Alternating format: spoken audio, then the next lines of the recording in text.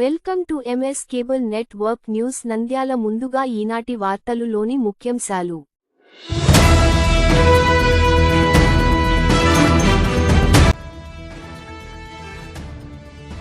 రైతుల భూ సమస్యలను త్వరగా పరిష్కరించాలి ఎంపీపీ.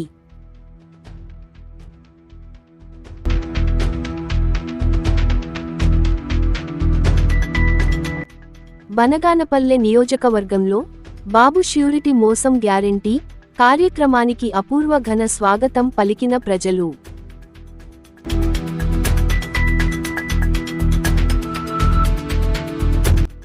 ఆళ్లగడ్డలో భారతదేశ 11వ రాష్ట్రపతి missile man of India Bharat Ratna doctor APJ Abdul Kalam 10వ వర్ధంతి వేడుకలు.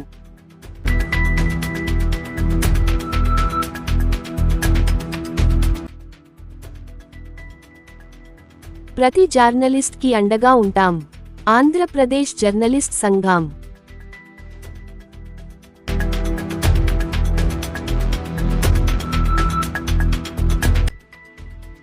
అభివృద్ధిని సంక్షేమాన్ని అడ్డుకునేందుకు జగన్ కుతంత్రలు. టీడీపీ రాష్ట్ర యువ నాయకులు ఎన్ఎండి ఫయాజ్.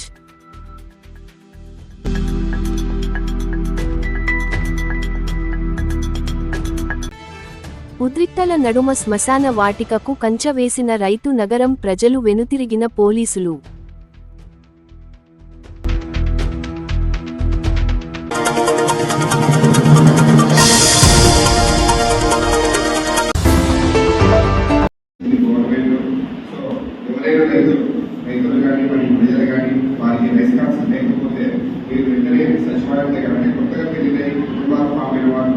లేకపోతే ఏదైనా కారణాలతో రైస్ కార్డ్స్ తీసుకున్న వారు ఎవరైనా ఉంటే మీరు రైస్ కార్డ్స్ కోసం అప్లై చేసుకోవచ్చు.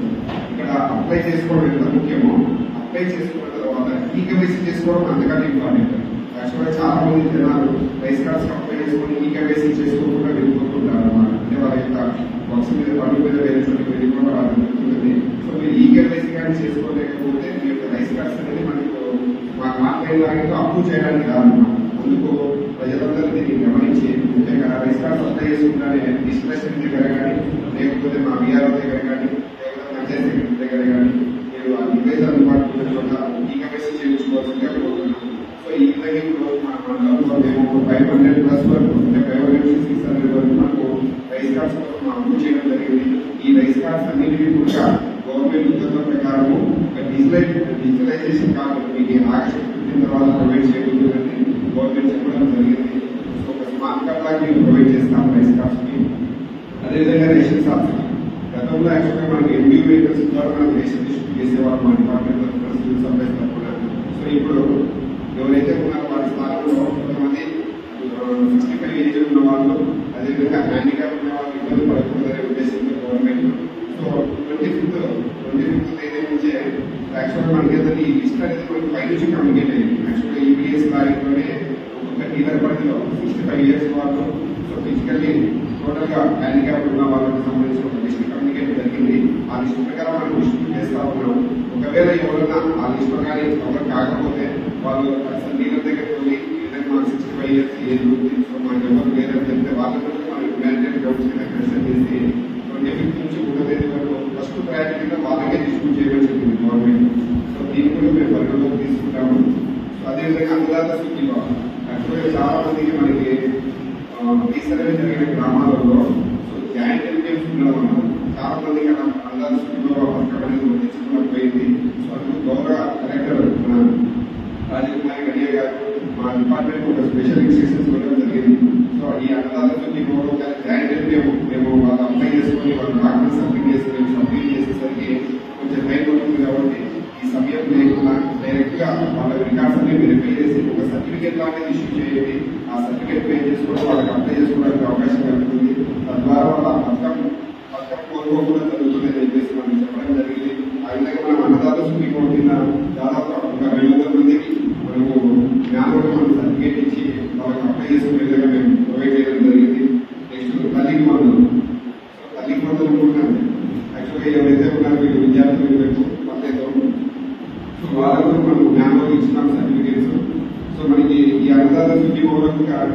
వాళ్ళు అప్లై చేసుకున్నారు.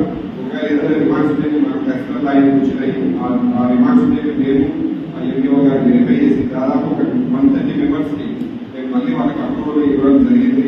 సో ఇంకా ఎవరైనా కానీ వాళ్ళకి ఏమైనా ఇల్లు తల్లిదండ్రులు కానీ అన్నదాతలు కానీ కేవలం మా యొక్క రెవెన్యూ డిపార్ట్మెంట్లో చిన్న కరెక్షన్స్ వల్ల వాళ్ళు తక్కువ తీసుకోకపోతే రీవైజ్ ఫైల్ చేసుకుంటే వాళ్ళకి మనం మళ్ళీ మనం సర్టిఫికేట్ ప్రొవైడ్ చేసి వాళ్ళకి ఆ వర్గానికి అర్థమయ్యే అవకాశం కల్పిస్తామని తెలియజేస్తున్నాను. అదేవిధంగా జాయింట్ ఎన్క్లేవ్స్ ఈ రీసర్వే జరిగిన గ్రామాలలో కొన్ని చోట్ల సమస్యలు కొన్ని చోట్ల జాయింట్ ఎన్క్లేవ్స్ పెట్టడం జరిగింది. అదేవిధంగా రైతులు హాజరు కాని సందర్భంలో మనం జాయింట్ ఎన్క్లేవ్స్ పెట్టడం జరిగింది. సో జాయింట్ ఎన్క్లేవ్స్ మీటింగ్ చేయడానికి ఛార్జెస్ ఎక్కువగా ఉంటుంది. సో అందువల్ల కొంతమంది అప్లై చేసుకోలేకపోయారు చాలా మంది రైతుల ఉద్దేశంతో గవర్నమెంట్ రీసెంట్ గా మనకు జీవో వచ్చింది. ఆ జీవో ప్రకారంగా ఎవరైతే ఇంతవరకు one time free exemption first time apply చేసుకున్న వాళ్ళకి సో ఫ్రీ ఎగ్జామ్షన్స్ ఇవ్వాలని చెప్పేసి నిర్ణయించింది. అందులో భాగంగా మనం డిసెంబర్ వరకు ఈ సంవత్సరం డిసెంబర్ వరకు మనం వన్ టైం ఫ్రీ ఎగ్జామ్షన్ కింద ఉచితంగా జాయింట్ ఎన్క్లేవ్స్ మనం సబ్మిట్ చేసి రైతులకు అందిస్తామని తెలియజేస్తున్నాము. అదేవిధంగా ఇనామినెన్స్ ఈ ఫ్రీ ప్రోగ్రామ్స్ సంబంధించి చాలా మంది రైతులు ఇనామినెన్స్ వలన ఇనామినేట్ ఫ్రీ ప్రోగ్రామ్ వలన అసెంబ్లీ ఫ్రీ ప్రోగ్రామ్ వలన వారికి రిజిస్ట్రేషన్ ఇబ్బందులు తలెత్తడం జరిగింది. సో వీటికి సంబంధించి గవర్నమెంట్ ప్రత్యేకంగా ఒక కమిటీ ఏర్పాటు చేసింది. సో ఈ కమిటీ ద్వారా రానున్న 2 నెలల్లో దీనికి సరైన పరిష్కారం చూపిస్తామని తెలియజేయడం జరిగింది. దీన్ని సో రైతులు అందరూ మనలే గమనించవలసిందని తెలియజేస్తున్నాము. అట్లే రీసెంట్ భాగంగా మనం కర్మగా గ్రామం మనకు పైన తీసుకోవడం జరిగింది. చేస్తా ఉన్నాము. గతంలో గవర్నమెంట్ ప్రకారం ఏం చెప్పారంటే ఆర్ఎస్ సందర్భంలో ఇనామినెన్స్ పెట్టమని చెప్పారు. కానీ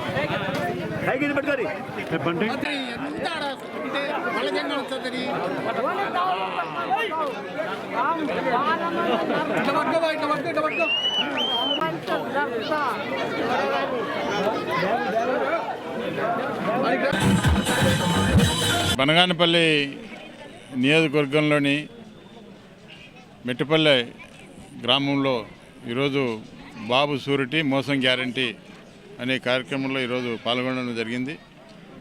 ప్రజలందరూ కూడా జగన్మోహన్ రెడ్డి గారి ప్రభుత్వంలో మాకు అన్ని పథకాలు రావడం జరిగింది. ఈ ప్రభుత్వం వచ్చిన తర్వాత ఉన్న పెన్షన్లు తీసేయడం జరిగింది.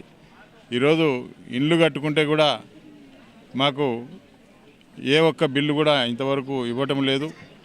అదేవిధంగా మహిళలకు సంబంధించి గతంలో జగన్మోహన్ రెడ్డి గారి ప్రభుత్వం ఉన్నప్పుడు ప్రతి మహిళకు కూడా పొదుపు గ్రూపులకు సంబంధించి మాకు రుణమాఫీ చేయడం జరిగింది. మరి ఈ ప్రభుత్వం వచ్చిన తర్వాత నెలకు 1500 రూపాయలు ఇస్తానని చెప్పి మాకు మోసం చేయడం జరిగింది. అదేవిధంగా ఈరోజు రైతులకు సంబంధించి గిట్టుబాటు ధర లేదు. మరి ఈరోజు మహిళలకు సంబంధించి పెన్షన్లు కానీ అదేవిధంగా ఉద్యోగులకు సంబంధించి కానీ అదేవిధంగా నిరుద్యోగ భృతి కానీ ఏది కూడా ఈ ప్రభుత్వం వచ్చిన తర్వాత మోసం చేసింది. ఆఖరకు పిల్లల నోట్లో కూడా మట్టి కొట్టడం జరిగింది. ఈరోజు చూడండి, ఇక్కడ ఈ యొక్క విద్యార్థులకు సంబంధించి మొన్న జూన్లో ఈ యొక్క స్కూల్ బ్యాగులు ఇచ్చినారు. ఇప్పుడు ఈ యొక్క స్కూల్ బ్యాగులు కేవలం ఈ జూన్ 12వ తేదీన నెల కూడా కావడం లేదు. ఈ యొక్క నెల లోపలనే ఈ విధంగా ఈ స్కూల్ బ్యాగులన్నీ చినిగిపోయి బొర్రలు పడి పోతూ ఉన్నాయంటే మీరు ఆలోచన చేయండి. గతంలో జగన్మోహన్ రెడ్డి గారు దాదాపు 2-3 ఏళ్ల కిందట ఇచ్చిన బ్యాగులు ఉన్నాయి. ఈరోజు ఏ విధంగా నాణ్యత ఉన్నాయి. ఈరోజు ఈ బ్యాగుకు ఇది జగన్మోహన్ రెడ్డి బ్యాగు, ఇది చంద్రబాబు బ్యాగ్.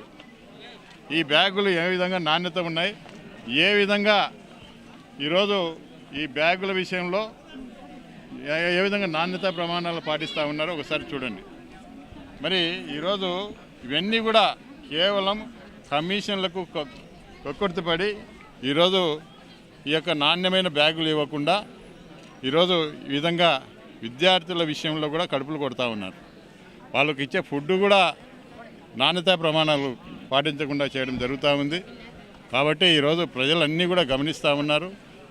కాబట్టి ఈరోజు మేము అనవసరంగా పొరపాటు చేసుకున్నాం.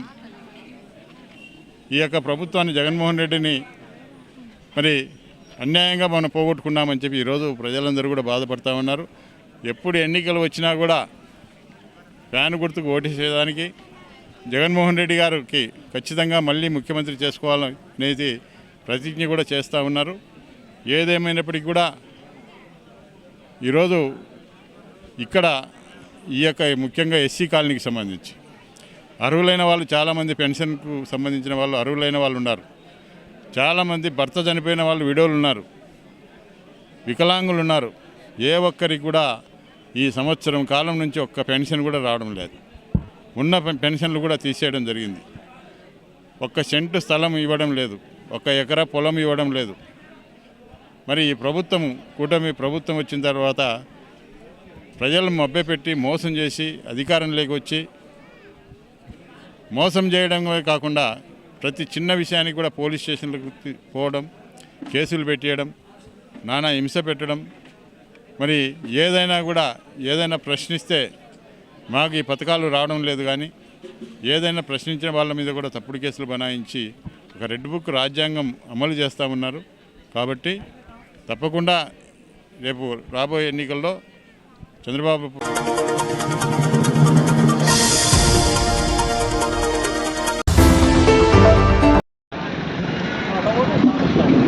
APJ अब्दुल कलाम जी की, APJ अब्दुल कलाम जी की, APJ अब्दुल कलाम, भारत माता की, भारत माता की, जय भारत, वंदे वंदे वंदे वंदे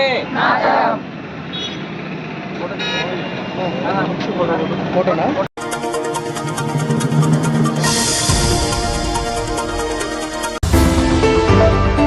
తీర్మానం చేయడం జరిగింది.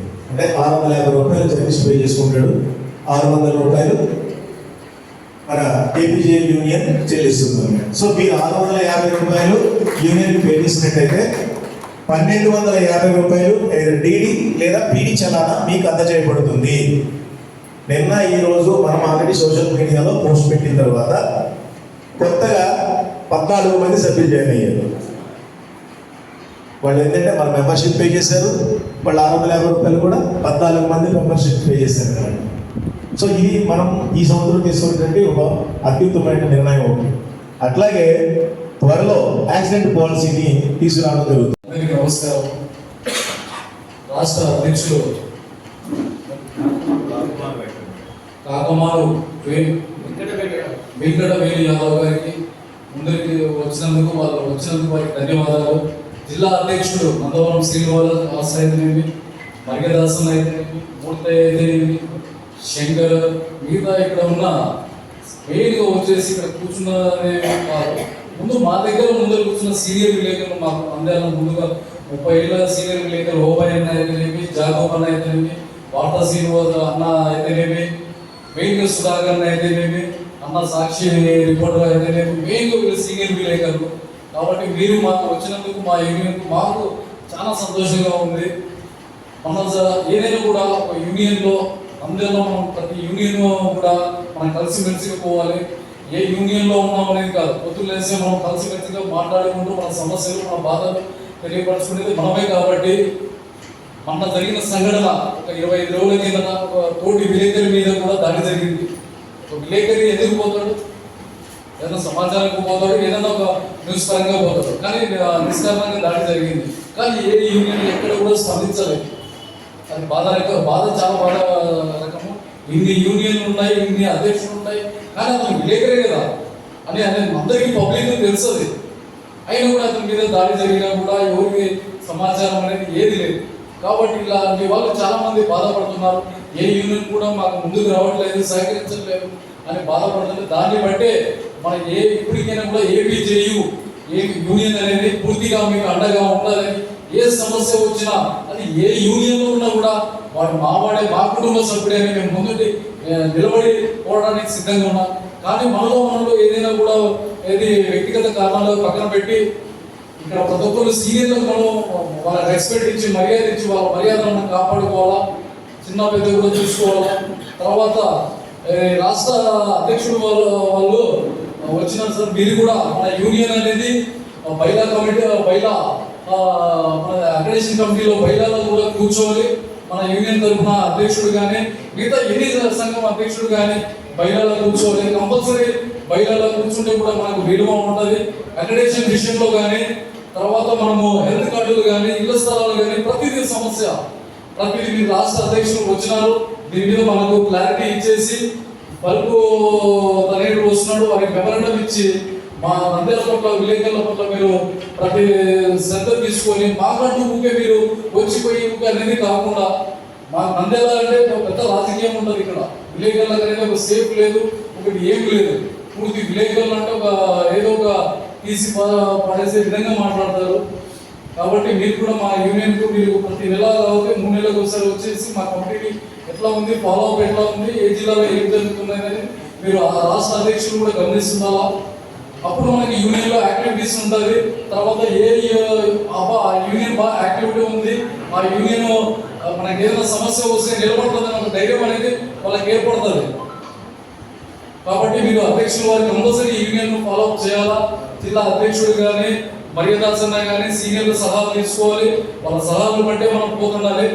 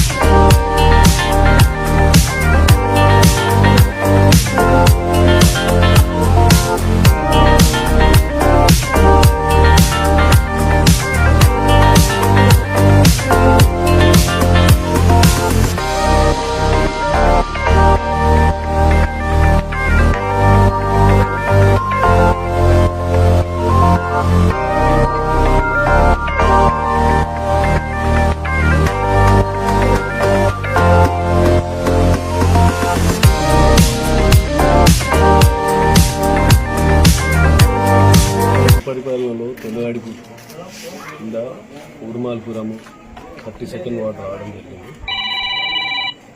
ఇక్కడ ఇల్లు తిరగడం జరిగింది.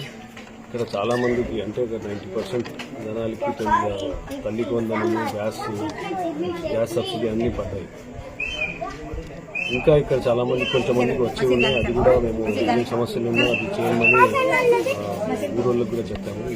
వాళ్ళకి ఏమైనా ప్రాబ్లమ్స్ ఉన్నాయి. ఇంకో ఇక్కడ మెయిన్ సమస్య డ్రైనేజ్ సమస్య ఉంది, ప్లస్ రోడ్డు సమస్య ఉంది. ఆ సమస్య కూడా మేము పరిష్కరించాలని కమిషనర్ గారికి ఫోన్ చేయడం జరిగింది. కమిషనర్ గారు రేపే ఇక్కడ వాళ్ళ ఆఫీసర్ని పంపించి గ్యారంటీగా ఇది కంప్లీట్ అయ్యేటట్టు చూస్తా ఉన్నారు. రోడ్ సమస్యలు, డ్రైనేజ్ సమస్యలు ఇంకా చాలా చిన్న సమస్యలు ఉన్నాయి. అవన్నీ మేము మా ఈ టర్మ్లో లేదంటే ఈ 1 year టర్మ్లో గ్యారంటీగా కంప్లీట్ చేస్తామని, ప్లస్ ఇక్కడ ధోబీ ఘాట్ కింద వాళ్ళు ఎలక్షన్ ముందు ప్రామిస్ చేశాం. అది కూడా మేము దాని మీద కూడా వర్క్ చేస్తున్నాం. డెఫినెట్గా మేము ఆ ధోబీ ఘాట్ అక్కడ వచ్చే గవర్నమెంట్ స్థలం ఉంది ఒకటి, అక్కడ వచ్చేటట్టు చూస్తామని మీ అందరికీ హామీ ఇస్తున్నాం. సుపరిపాలన తొలగడి కార్యక్రమానికి రాష్ట్ర న్యాయశాఖ మంత్రి కుమారుడు ఎన్ఎండి ఫిరోజ్ గారు మా గ్రామానికి రావడం జరిగింది. మేము ఊరు మొత్తం ప్రతి ఇంటింటికి ఈ సుపరిపాలన కార్యక్రమం తెలియజేయడం జరిగింది. ప్రతి ఒక్కరికి గ్రామం ప్రతి ఒక్కరికి తల్లికి వందనం ఇవ్వడం జరిగింది. అదేగాక ఊర్లో సమస్యలు కూడా ప్రజలు చెప్పినారు. ఆ సమస్యలకు అన్న తీరుస్తానని మాట ఇవ్వడం జరిగింది. కార్యక్రమాల ప్రకారం మన కుటుంబ ప్రభుత్వం చేసినటువంటి కార్యక్రమాలు ప్రజలకు తెలియజేయడం కోసం మన ఫరూక్ సార్ గారు కొడుకున్నటువంటి ఫయాజ్ అన్న గారు, మా గ్రామంలో ఉన్న పెద్దలు అందరము కలిసి ఊరు మా ఇంటింటి ప్రచారంలో భాగంగా అన్ని సుపరిపాలనలో తొలడుగు ఏ విధంగా ఉందని జనాల్లో స్పందన గురించి తెలుసుకుంటూ వాళ్ళ యొక్క లోటుబాట్లు తెలుసుకుంటూ ఇంకా అభివృద్ధి పథంలో ముందుండి నడవడానికి సహకరించడానికి అన్నగారు మన గ్రామానికి చేసినారు. చిన్న విషయాలుంటే అన్నగారికి విన్నవించుకుంటున్నాం, ఖచ్చితంగా చేస్తామని చెబుతున్నారు.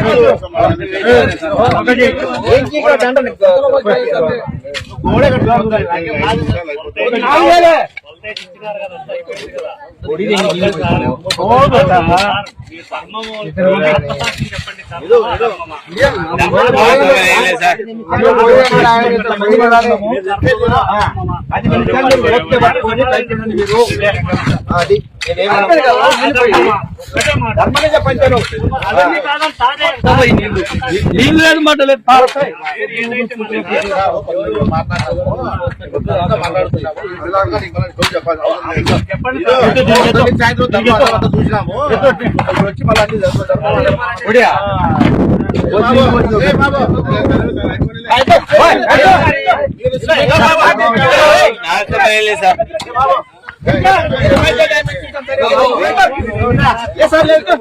బాబు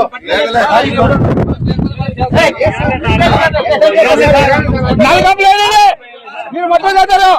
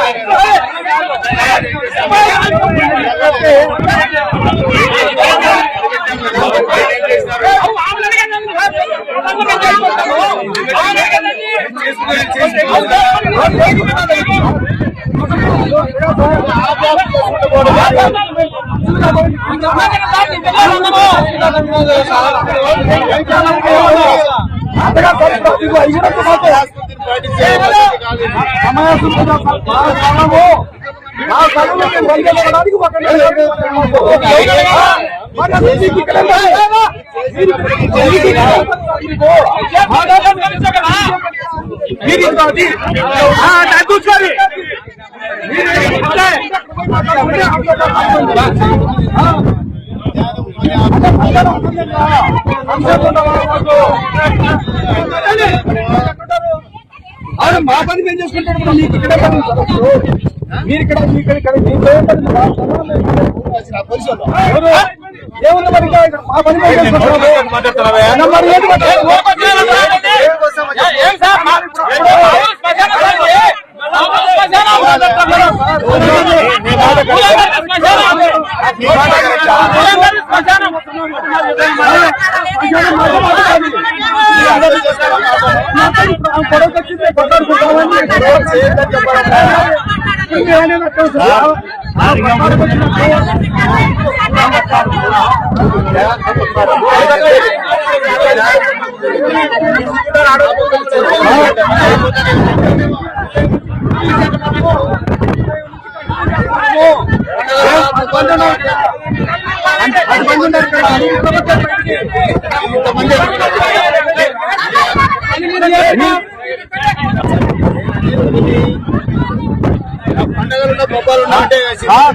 ఉన్నారు ఇక్కడ ఆల్రెడీ ఉన్నారు ఉన్నోళ్ళని పంపించినారు.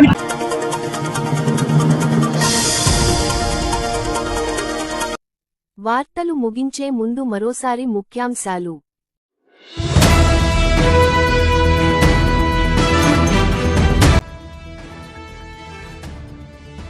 రైతుల భూ సమస్యలను త్వరగా పరిష్కరించాలి ఎంపీపీ.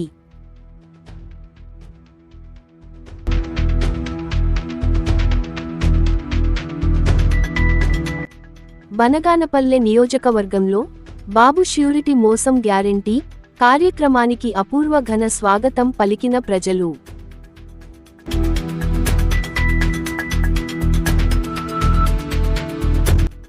ఆళ్లగడ్డలో భారతదేశ 11వ రాష్ట్రపతి missile man of India Bharat Ratna doctor APJ Abdul Kalam 10వ వర్ధంతి వేడుకలు.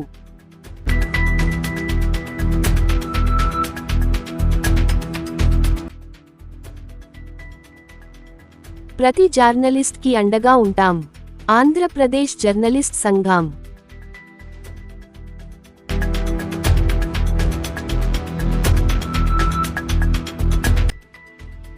అభివృద్ధిని సంక్షేమాన్ని అడ్డుకునేందుకు జగన్ కుతంత్రలు.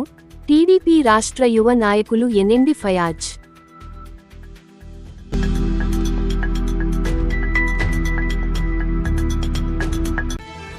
ఉద్రిక్తల నడుమ శ్మశాన వాటికకు కంచె వేసిన రైతు నగరం ప్రజలు వెనుతిరిగిన పోలీసులు.